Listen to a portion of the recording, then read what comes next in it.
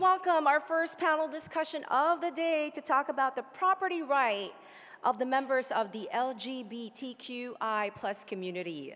Let me introduce to you our fabulous moderator and mother of reinvention, Pangina Heels, artist and television host of Drag Race Thailand, and our equally fabulous panel speakers, Ramil Andag, Sojist Rights Officer, APCOM Foundation from the Philippines and Thailand. We have Nick Myers, founder and CEO Red Fox AI from Wisconsin, USA. And we have William Tan, a real estate advisor, co-founder of Prudent, House of Pride from Singapore. Good morning, everybody. How's everyone doing today? 2 replies in the front, thank you. We're going to start with my lovely panelists today, and we're going to talk about, the brief situation on the LGBTQI plus community broadly first. So I'm going to go to Willem first. Can you tell us a little bit after the abolishment of the law that criminalizes gay men from having sex between men and the amendment to Constitution to reinforce the definition of marriage between a man and a woman and how that affects housing rights and other real estate opportunities? Okay, hi everyone. My name is William. I just want to have a show of any Singaporeans over here. One to the corner over there. Okay, I see just maybe like a handful of them. Okay, so just to give everyone a little background of the knowledge of what's happening. Basically, just slightly less than 2 weeks ago, our Singapore Parliament actually abolished a very long and old outdated law called the 377A. So what the 377A really does is that it actually criminalizes sex between 2 men, even though it's consensus as well. So it took us a very long time, more than 15 years of campaigning and trying to get this out. Obviously, we are faced by a lot of obstacles from the right-wing conservation people. But finally, I think the government realized that it has come of time. The society has changed, attitudes has changed towards LGBT, and obviously with a lot of community groups coming on to be more vocal about fighting, it has really helped us to push this forward. So there you have it. 2 weeks ago, 377A is out of the books. We are no longer criminal. I'm a gay man myself. My pronoun is he and him, and I'm finally able to, live as a non-criminal in Singapore. Congratulations. It's amazing. Yeah. And also, within the same scope, Nick, can you please address the political climate in the US since the election of Donald Trump? Yes, I'd be more than happy to. So, hi everybody, Nick Myers here. Really excited. I love this event. It's great to be here again. But yeah, to address currently the state of the LGBTQ plus community in the United States, I'm not going to sugarcoat it. It is a very, very scary time to be a part of this community in the United States. Now, don't get me wrong. Things have improved significantly with the election of Joe Biden and Kamala Harris. However, in light of the election of Donald Trump back in 2016, the rhetoric surrounding the LGBTQ plus community has been very bad, and it has only increased, not in a good way. And as a matter of fact, some recent statistics here, right? So let me go through my notes. By March of 2022, so this year, right, there have been more than 240 anti-LGBTQ plus bills introduced across the United States, and this is in state legislatures. At the same time, in 2018, there was less than 50, so that's a 380% increase. And at the same time, there's been a 24% increase in online hate rhetoric between last year at this time as well. So it's not a great climate. And of course, if you may have been following any news, right, just a few weeks ago in Colorado Springs, we unfortunately had a mass shooting targeted at an LGBTQ plus nightclub that killed 5 people, due to a lot of this far-right extremism and radicalization that's happening in the US. So, of course, with the bad, there is always a lot of good, right? There has been an executive order issued by the Biden-Harris administration supporting LGBTQ plus people, of course, from the housing standpoint, which we'll get into in a bit. But I'm going to be honest and say that I wish things were better in the United States, and a lot of it has to do with, of course, the election of the former U.S. president and, of course, the far-right extremism groups that have only become more vocal since that. Thank you. And Ramil, can you please, because I know that you are between the Philippines and Thailand sometimes, so can you please share your... Yeah, Ramil Andag, SOGS Rights Officer at APCOM. We're a regional organization working on LGBTQI health and rights. The main work that we do on LGBTQI and sexual orientation, gender identities, expressions, and sex characteristics is social and economic inclusion.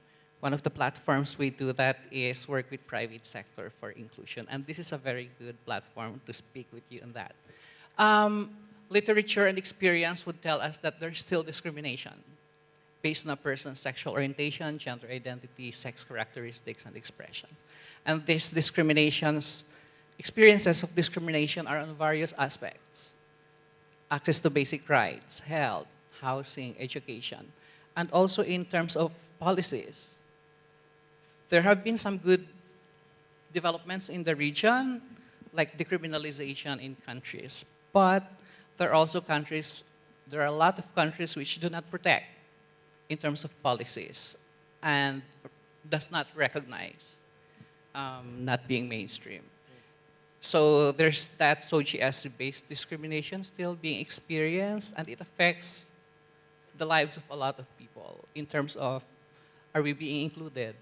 When we're talking of sustainability, are we there? All right, I'm going to dive into the first question. And do you believe that the members of the LGBTQ plus community, especially couples, are treated fairly when it comes to property or housing rights? I think in Singapore, I'm speaking on behalf of Singapore, definitely we are not being treated fairly. Even though I just mentioned that we have abolished a very important law that criminalizes us.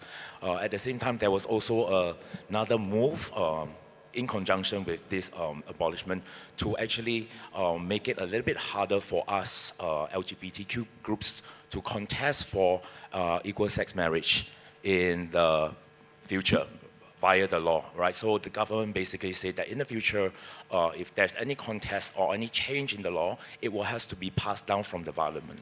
So it means that we can't take a legal court challenge to try and strike down definition of same-sex marriage. And in Singapore, obviously, the housing policy, right? 80% of Singaporeans actually live in HDB flat, right? Basic public housing. And what happened is that the housing policy itself revolves around a lot around the idea of family units. And by family units, it's very, very strict in terms of how it's defined. Okay, so a same-sex couple will not be considered a typical family unit, right? You can't really, there's nothing really in the books to say that you're LGBT person, you can buy public housing, all right? That said, we do have one contingency, right? We kind of find our ways around it. There is a scheme that is provided for single people, all right? You can actually buy private, not public housing from the government, but there is this rule that you can only buy after 35 years old. Whereas a normal heterosexual couple, you can already, once you're above 21, you form a family unit, you can buy a flat. So this restriction to allow single people to only buy after 35 years old is actually a very big disadvantage for people. Those of you who buy property, you know that property is about entering and buying as young as you have, right? The older you get into the property market, the ability for you to get loans, the length of tenure is going to be lesser. It's going to be harder for you to accumulate assets that way. So in that way, I think it's really challenging for the LGBT community that such a law is there to allow us only to buy a public housing when we're 35. So that's one of the biggest issue. Yeah. Okay. Thank you, Willem. What about you, Nick? Any thoughts about this issue in the U.S.? Absolutely. Of course, I recently, as of last year, applied and got accepted for my first mortgage. Prior to that, was a renter. And specifically, knowing how the climate is in the U.S. around the LGBTQ plus community right now, myself being a gay man, I deliberately left that out of any conversation I had during a loan application or when I was applying to rent, because there is discrimination that happens. And it is a very sad problem that it's that way, but again, that's the current climate, right? But with that being said, there are a lot of positive developments, as I mentioned prior, that are currently happening. Specifically, in June of last year, the Biden-Harris administration issued an executive order called the Equality for Lesbian, Gay, Bisexual, Transgender, Queer, and Intersex Individuals Executive Order. And there actually are a lot of very positive provisions in this, if I can switch to my notes here. The primary one being that it established a housing and urban development working group that will lend an initiative to prevent and address LGBTQ plus housing and homelessness. And it's a sad fact that, of course, people who are part of this community experience homelessness on a very significant level, even more so if you're a transgender in the U.S., that's 40% higher. So this executive order hopes to address some of that by establishing some of these working groups. Another provision of that is providing technical assistance to housing and urban development contractors to help respectively serve this community, because that lacks right now in a lot of areas. And even more importantly, right, it begins to allocate some funding for mental health, suicide prevention, child welfare, et cetera. So even though the climate is particularly bad right now, there are things that are happening that are making this, trying to alleviate this problem facing the community from a housing standpoint, which is great to see, but we still have a lot of work to do. All right. And I think you touched base a little bit on this in your personal experience, you know, positive or negative, when it comes to renting and acquiring and investing properties in Southeast Asia and different parts of the world. How is it for you? I guess I would look at it from a perspective of how are our programs and standards framed. The programs and standards generally are framed from a binary perspective. It's cisgender male, cisgender female, and including the standards, for example, which we impose on how can we acquire properties. How can we acquire properties as partners? And perhaps for renters, that might be the experience. For single renters, that might not be the experience. But for acquiring property, how do you call it? Shared properties?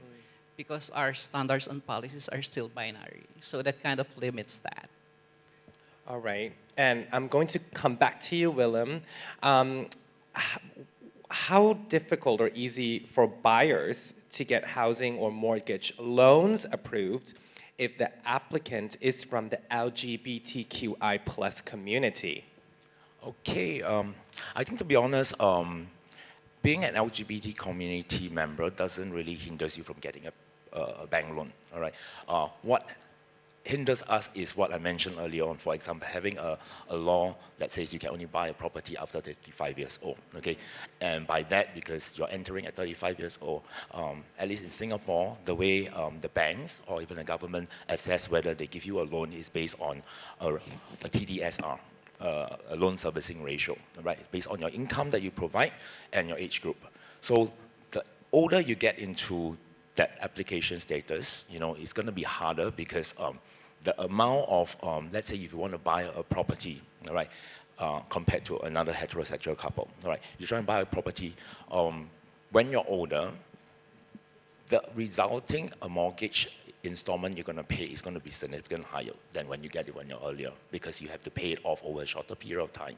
So that actually will make it a little bit harder for us in the LGBT community to have a wide variety of options to buy, right? Especially also in the case of couples, right? If you're buying a property as a single individual, you just have a single income.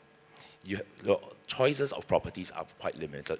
But if you're able to buy as a couple, a heterosexual couple, you have dual income. And in Singapore, property are not cheap at all, right? So you really need to have a dual income to get a decent sized kind of a property in Singapore itself. Buying a property, you could potentially buy a property as a gay couple, LGBT couple, but there are also legal challenges or things that you need to be very careful about. And I do a lot of like consultation with my clients in the sense that if you buy a property as a two unmarried couple, all right, issues will happen, for example, in case of a dispute in the future. How do you split the money? How do you split the share of the money? Also, maybe in cases of maybe a death of an individual or maybe a couple got into a coma and situation, what happens to that? So those are little details that we need to take care of when we are working with LGBT. And just staying with you for a little bit, why did you establish Prident? Is it Prident? Yeah, Prident, and the House of Pride. And how has it openly promoted diversity and inclusion in the property industry? Right. So before I started, so basically Prident and House of Pride are two initiatives that I created. I founded to create a better space and platform for dissemination of information regarding buying housing and financial planning for LGBT in Singapore. Because before I did this, and personally myself, when I first bought my first property, there is no information in the market to help me. I kind of have to read through the government brochures and stuff like that to figure out how to buy a property. And I make mistakes, and I don't dare to ask my agent because, you know, I'm not sure how he will actually look at me.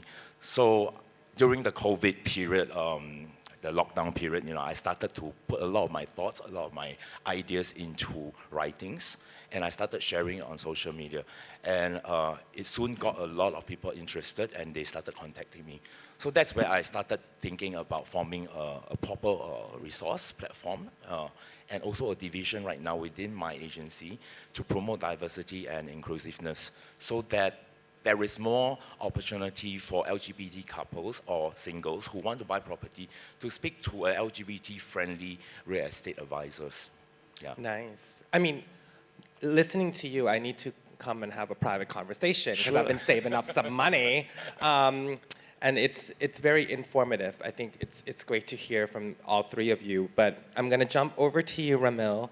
With your knowledge and experience with APCOM fighting for the rights of LGBTQI+ community, what is happening now with the SOGI equality bill in the Philippines and how it can impact real estate investments?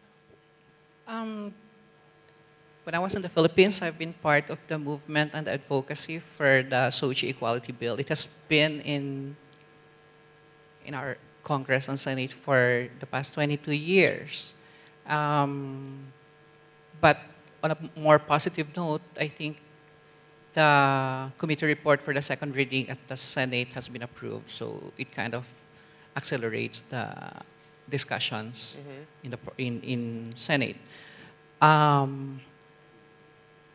I would argue that any law or any policy that would kind of recognize that there is discrimination and bat for equality and inclusion is a very good business sense. It's not only a human rights argument. Right. It opens markets. It protects people. It includes those who are experiencing marginalization.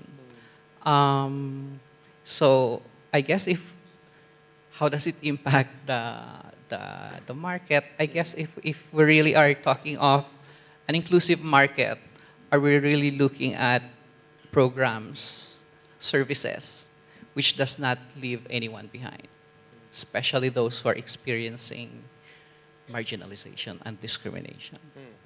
Okay. And jumping over to you, Nick. You know, real estate apps are increasingly important, especially coming out of the 2-year pandemic. Why do you think app developers should consider inclusivity and diversity when developing such apps? No, that's a great question. And, you know, of course, apps are one thing, but you look at the grand scope of technology in 2022 heading into 2023, right? And technology, emerging and innovative technology really has the power to make access to housing and property and really most things more equitable for people in the LGBTQI+ community.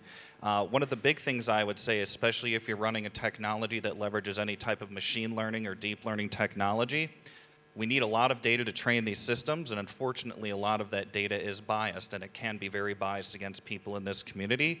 So at all costs, please try and make sure that the data you used is not biased towards people in the LGBTQ plus community. It may be a tall order to fill, but it is possible. Make sure that if you're an app developer or technology provider, you review your LGBTQI plus policies. You may think you have a policy, but you probably don't. So definitely review your policy to make sure those provisions are in there. Make sure to appoint allies within your organization who understand this community so you can serve them properly. And even more so, if you're running an app that is customer facing or a technology that's customer facing, talk to your customers who are in the LGBTQI plus community, because that's the only way you're really going to get their feedback so you can make sure that your technology is equitable and accessible. And staying with you, the US market is very diverse and competitive, and there are a lot of pride-related activities and LGBTQI organizations, but why do you think there's still a lot of blatant discrimination in the community? Great question. I think it really comes down to something very simple. People fear things that they do not understand. If you don't understand something, you will fear it. In the United States right now, we unfortunately have a larger than I would like to admit group of people who simply do not understand people who are in this community, and that is channeled into anger and rage and far-right extremism that, quite frankly, is not acceptable. And I do firmly believe that at some point this will get better, but I will make this statement and say there is no place, no matter who you are or where you are around the world, for hate speech against this community. Everybody deserves to be treated with respect. And I really hope we'll make progress with that in mind. Amen. And having traveled the world, and this is an open question, what are your positive takeaways, from the LGBTQI plus community and how they're treated by property managers, hospitality staff, co-op boards, business partners, etc., and what changes or improvements need to be made? I have to say, out of everywhere I've traveled so far, and it's been quite a few places, Asia is the best. And this is why Bangkok is one of my favorite cities, and I love traveling to Asia, because when it comes to supporting this community, I really see some of the most progressive and positive things here. But of course, no matter where I go, right, if you are known to be a part of this community, I think one thing that hospitality managers and people in the industry can do better, again, talk to people in the community so you know as you run your property, as you run your hotel, whatever it may be, you are accommodating these folks, especially, and I will speak to our transgender folks, because they deserve to be supported just like everybody else, and they have a unique set of circumstances that if we just learned a bit more about, can be better supported in the property industry for sure. I guess for me, it's not really asking for special things. It's asking that people be treated equally regardless. And there are lots of bases for being used for people not to be treated equally. And that one of that is being LGBTQI. But I guess this is also a very good platform for us to start the discussions and engagements. Right. How do we really become more inclusive? How are we engaging the LGBTQI community in our steps towards being more inclusive? When we are imagining a building back better future, are we also building back inclusively? Are we really leaving no one behind? And I guess hopefully this will also resonate when we do programs, services for LGBT, which are designed specifically for LGBTQI communities. We should be guided by the principles of, are we doing no harm? And are we meaningfully engaging with the LGBTQI community, because the expertise would lie with the community? Thank you very much. Thank you. What about you? And I think maybe from the organization standpoint, it is important that companies, big and small, need to be brave to stand up to embrace their own diversity and inclusion program. Because a lot of times, some companies might fear getting into this. They might actually want to support, but they worry that if they do this, they might get a negative response from the other groups. So there are a couple of times where in Singapore, there are some very proactive LGBT hotels. They actually run a campaign on social media. And what happens is that, right after that, there was actually a lot of people writing on the Instagram saying that, oh, they didn't approve of that. But the good thing is, at the same time, we see a lot of people creating very positive feedback to us that they're really brave for doing that. So I think organizations kind of need to balance and decide where they want to stand and stay firmly on that ground.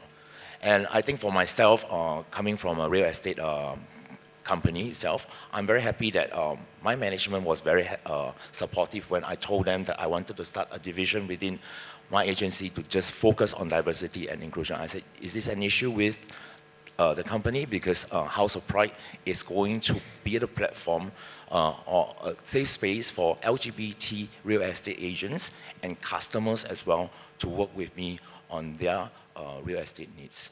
And they're totally supportive of it. Yeah.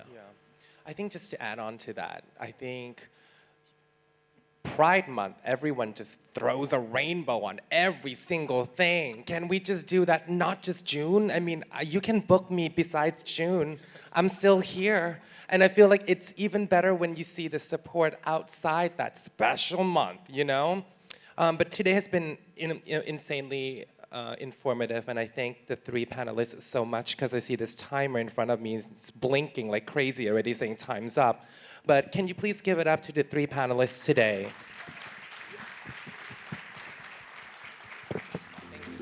Thank you.